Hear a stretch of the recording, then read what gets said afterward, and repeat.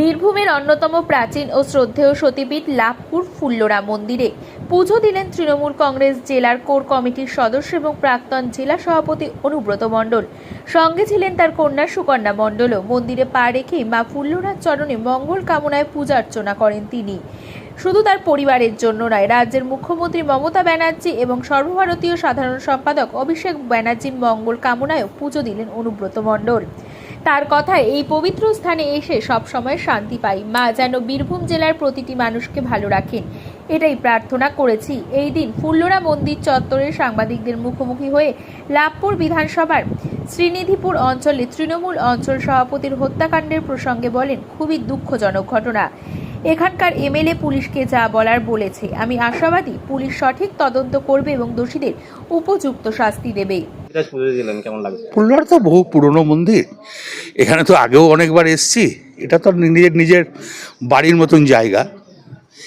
যখন আমরা দলে পাড় আসি নাই তখন থেকে তো লাভপুর আসা, তো এই কারণেই ফুল্লরা তো মা ঠিক আছে।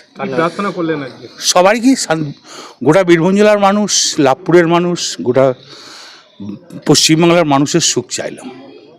বলছি, অমরপুর অঞ্চলের সিন্ধিপুর অঞ্চলের অঞ্চল সভাপতি খুন হয়েছে, 3 দিন পার হয়ে খুব গেল, প্যাথেটিক। এখনো গ্রেফতার হয়নি, কি বলবেন? সেটা দেখছি, নিশ্চয়ই এখানকার এমএলএ নিশ্চয়ই পুলিশকে বলেছে, গ্রেপ্তার হওয়া তো 100 বার উচিত।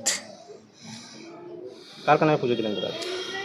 নিজের বাড়ির সম্বন্ধে পুজো দিলাম, মনে মনে গোটা পশ্চিমবাংলার মানুষের জন্য বললাম, বীরভূমের মানুষের জন্য বললাম, প্লাস মমতা ব্যানার্জি, অভিষেক ব্যানার্জি।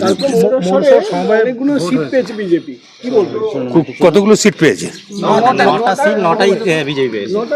যেটা আমার জানা নাই। দাদা, ব্যাপক পরিমাণে টাকা এই মন্দিরে দান করেছে মুখ্যমন্ত্রী, কেমন দেখবেন? এটা ধরুন সবাই মিলে চাহিদা দিয়ে আমরা পেয়েছি। যেমন ধরুন ব্লক প্রেসিডেন্ট তরুণ, মান্নান, শোভন, প্রবীরদা, এরা যখন আগে থেকে 11 সালে এসছিলাম তখনই এরা বলে